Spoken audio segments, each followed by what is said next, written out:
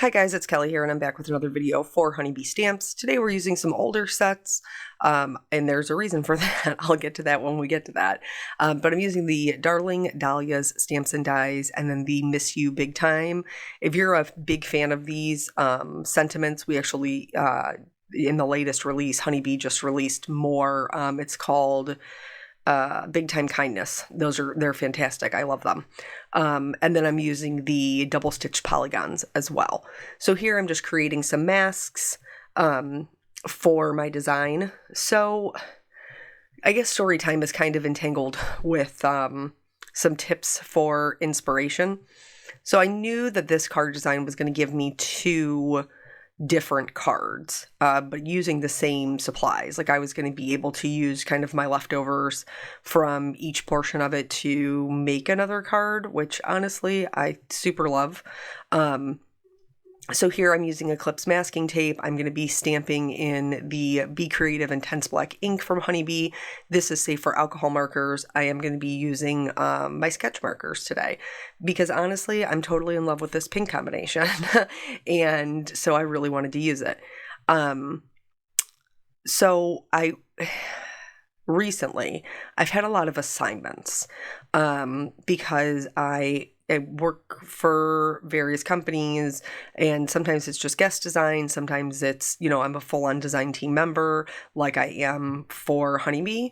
So here what I'm doing is I know that I'm going to cut my polygon out of the center, but I need my design to work without that middle section.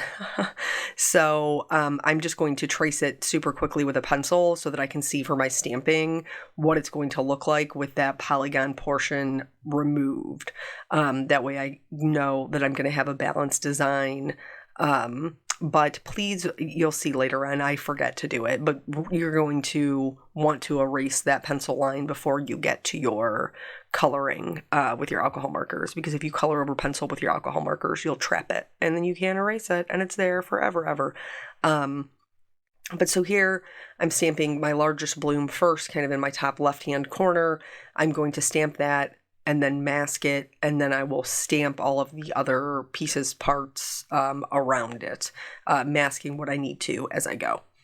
So anywho, back to the assignments. So recently I've had a lot of assignments, and for me, I really struggle with assignments. I like to use what kind of speaks to me and what I'm naturally drawn to and what inspires me. And I understand why there is a need for assignments, because if you're a company, you want to make sure that your products are getting proper representation. But anyway, so that's what I've kind of been doing a lot of that.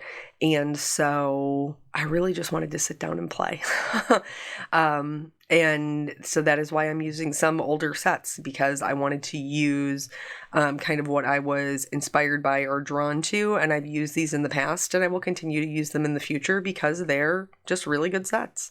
And isn't that what we're all buying? I mean, honestly, things that like we're inspired by and stuff. But one of the things with the assignments is it kind of zaps my creativity a little bit. And I think we all find ourselves in that kind of like lost craft mojo times every now and again for different reasons, not necessarily because you're working with assignments, but maybe there's something else going on in your life that's kind of sucking your creativity, or you don't know why it's fled. That's happened to me before. I'm like, why can't I make anything? It's killing me. So what I did was I went back and looked at my own old cards. That is what I did. And I was like, okay, so what are some things that I'm looking for a card that I'm inspired by, like, ooh, I really love this. And then that is how I got here. Now it is different. The images that I'm using are different. And the way that I put it together, the other card had a tag in it. It was much, much older. It was probably at least 5-6 years old. But that's totally okay because it still was enough of a jumping off point that I could get myself moving. Here, I'm using the little pick tool, the little pokey tool from Honeybee, because right before this video, I painted my nails. I totally did not have any intention of matching my card to my nail polish, but it happened. It happened anyway. But because I have on some kind of like brighter nail polish, I have had it happen in the past where when I went to go pick something up off my card, I like streaked my nail polish across the cardstock, and I wanted to make sure that that didn't happen. Also, I didn't want to mess up my nails because even though they're dry to the touch, sometimes they can be still a little bit like malleable, and so I wanted to make sure I wasn't messing them up. I wasn't messing them up because I took the time to paint them. So now here, I'm just finishing off the rest of the card design by stamping these two little leaves behind this other dahlia. And then this is going to give me some of the stamping on the section I am cutting out and some of the stamping on the piece that I will be leaving behind. So for this one, I am just stamping down the images and I will be die cutting these out with their coordinating die. So I need them for the second card. So I am going to stamp those, same ink because all the coloring is going to be the same. And then we will get into the coloring. I will show you the coloring of the large dahlia, the small little side one, and then one or two leaves. I didn't leave it in for everything because honestly, it's the same thing over and over again. And you can just watch this video over and over again if you so need to. So here you can still see my little pencil line. I completely forgot about it because it was so light. And so when I colored the large dahlia, it wasn't noticeable. I didn't see it. But then when I went to move on to the smaller one, I was like, oh, I got to get rid of this pencil line. So I'm going to erase it about halfway through. But you should erase it now before you start the coloring. Do it before you do the coloring. So in order to, like I said, I was just wanting to really do something that was going to bring me joy and make me happy. Isn't that why we all do, card making, coloring, stamping, those things? And so I wanted to go with a color combination that I really loved.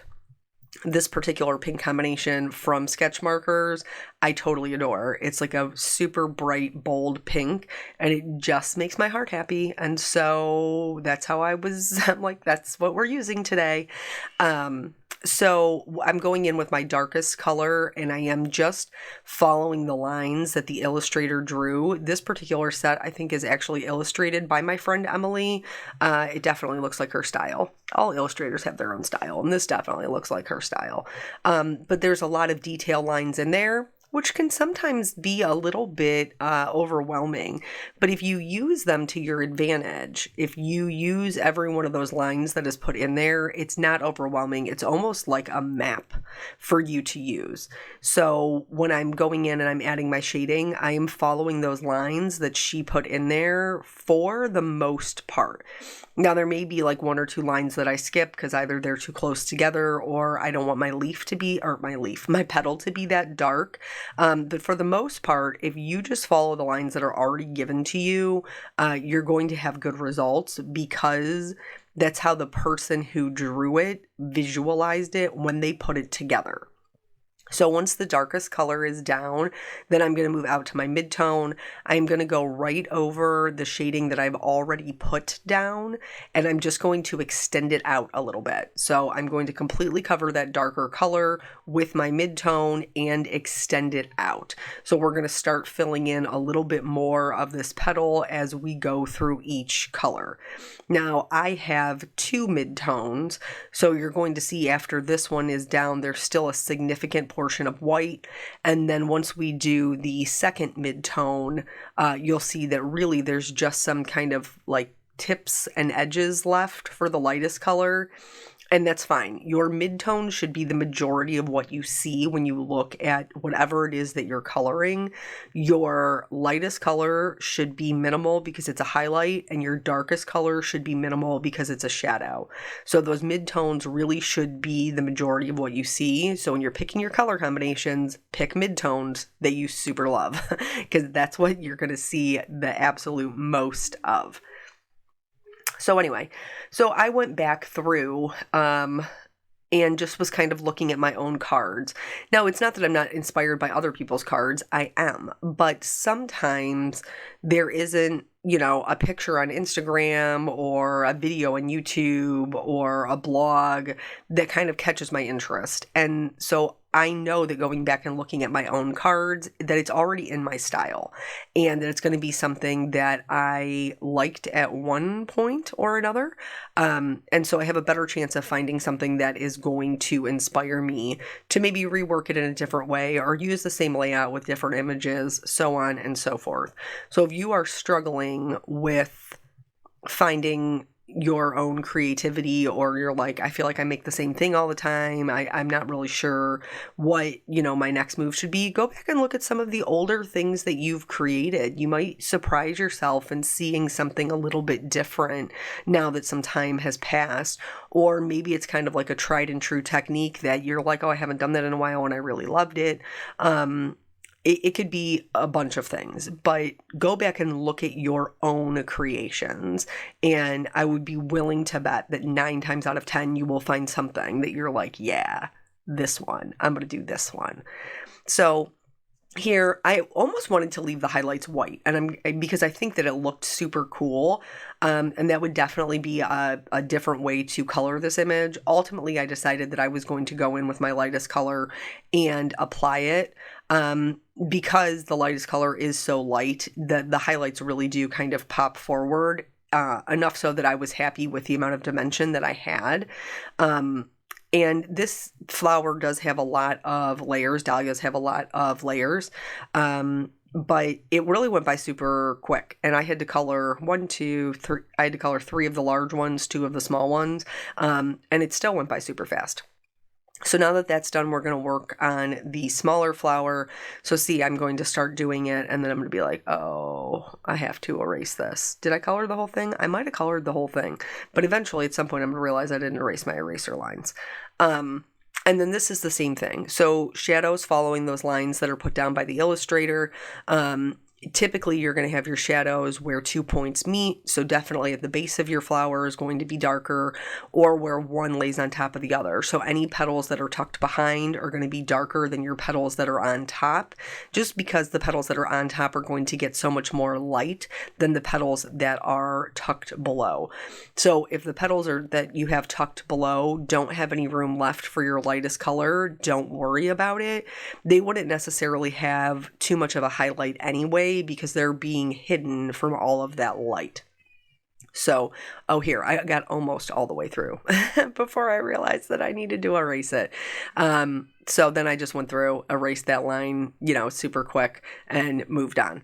So now we're back in with the lightest color, and then I will just put that right on the edges to fill in those highlights. And then we're going to move on to the center. So the large flower, there's actually 2 large flowers in this set. I just used one of them, honestly, because I only wanted to cut one mask. But here, you can only see the centers for the large flower. So I just kind of went in, I filled it in with the lightest color, and then I just did dots of the other 2, just to get some color variation and something a little bit more interesting than just a 1 layer of color. And then moved on to the leaves. So again, I have a 4-color blend. You don't need 4 colors, you can do 3. It just depends on wherever you're at with your coloring. I like the dimension that 4 colors gives me, but it's certainly not necessary to achieve dimension at all. So here, once again, I feel like I'm a broken record. Following the lines. Follow the lines that the illustrator put down for you. And here, it can be a little bit more challenging to make sure that you're leaving some areas for a highlight. And so if you feel like you're more comfortable with a 3-color blend, that's totally fine. On my stem and my smaller leaves, I did not even use the 4th color, really. I mean, just maybe like a sliver of white was left. Probably not even anything that would be noticeable except to myself, because I'm like, my nose is right up in it. But otherwise, you could totally go with 3 colors. Same thing for the leaves. So anyway, Kelly, anywho, that's what one of my followers calls me because I say it all the time. My husband told me the other day that he has started counting all of the times I say anywho, or what's the other one? But he counts my but-ums. And I'm like, listen, I'm up there doing this voiceover on the fly. I have no script. I'm literally just talking to you guys with nobody being here, so like talking to myself, even though I know I'm talking to you, for like 30 minutes. So if I got a couple so's, but-ums, or anywho's, I'm fine. It is what it is. It's my natural speaking pattern, and that's just not everybody has a consciously fluid train of thought for the entirety of 30 minutes. There has to be some breaks, and that's okay. So he's going to count them. I'm not sure what the tally is, but probably a lot. It's probably a lot, yeah. So going back to just like finding your own kind of inspiration. So here I went back, I looked at color or cards that I had previously made, and that gave me the inspiration kind of for the layout. The colors that I chose really was just what made me happy. And I would recommend that if you're stuck, with the mojo or trying to find some inspiration, definitely go with what you're already drawn to. Sometimes when you have a color palette that isn't necessarily what you would always use or what you would naturally be drawn to, that in itself can impede you from being creative. So just go with what you love. If you love shakers, sit down and make a shaker. You love bright colors, pull out them markers. Whatever it is that brings you joy, don't be afraid to just use that and just sit down and play, because it will help you to be more creative, and it will help you kind of get over that hurdle so that you can, play around with different things later on that maybe you're less confident with when you play with things that build your confidence, the cards that you'll be happy with. I hope that makes sense. So here I've taped my polygon in place, and then I'm going to tape in the coordinating dies for the dahlias, run those through.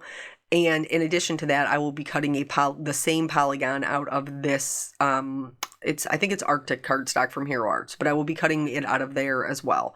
So now we have all of these parts. So my Arctic polygon will go into the other one. And then this one, I thought I was going to use the Arctic cardstock, and I did end up using it because I'm cheap and I'm not, and I'm not cutting another piece. I did end up using just the border of it, but I found that I liked it better on white.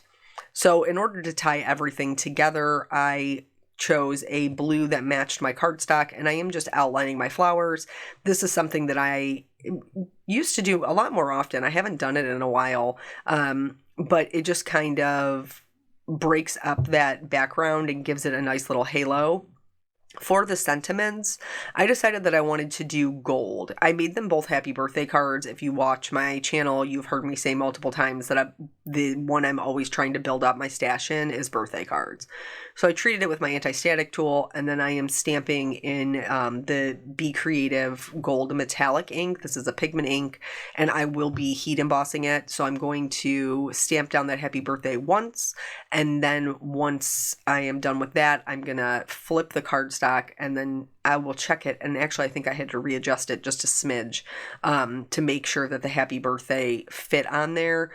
This one, this top one, I did get a little bit of ink kind of on the outside somehow. I'm not really sure. Maybe when I was checking it. But anyway, I'm going to be cutting these out with the coordinating dies, so I'm not really worried about it.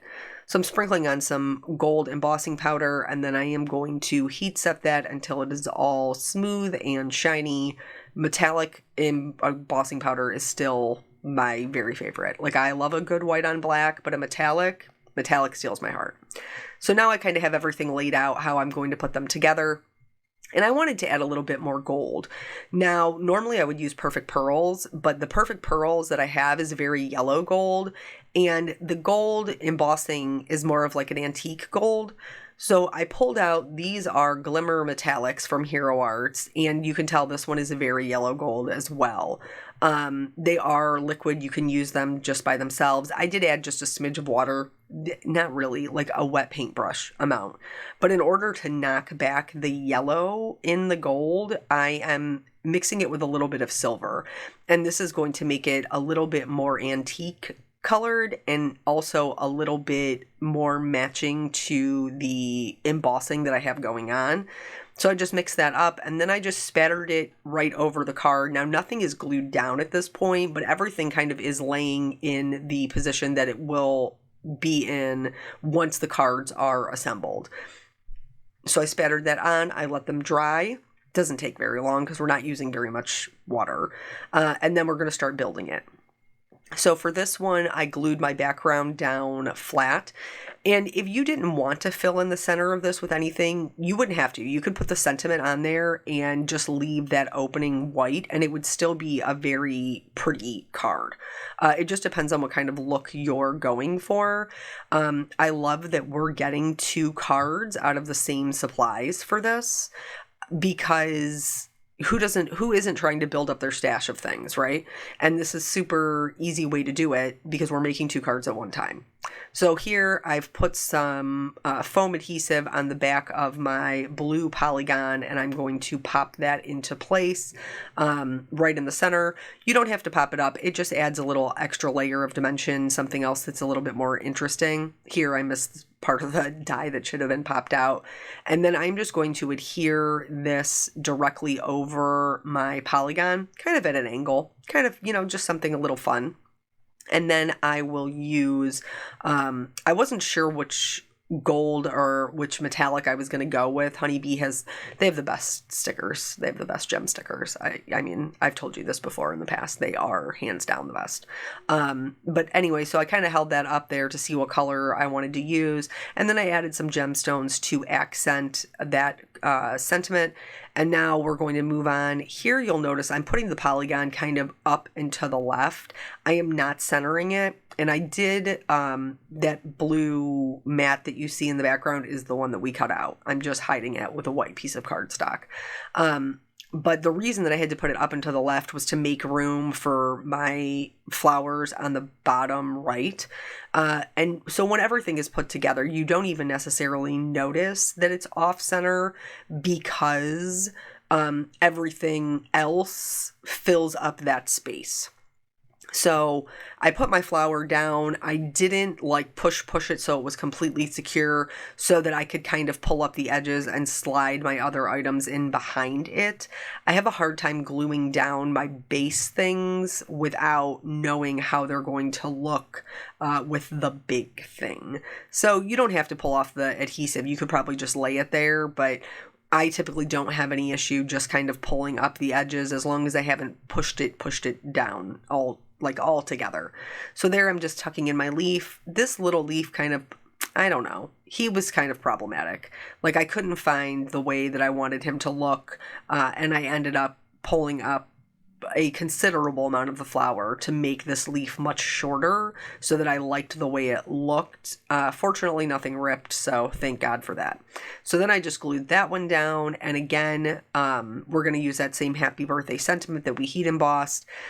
And this is why I kind of went back and forth about whether or not to pop up the flower, but I just felt like the card needed it. So sometimes you just got to do what you got to do. You know what I'm saying?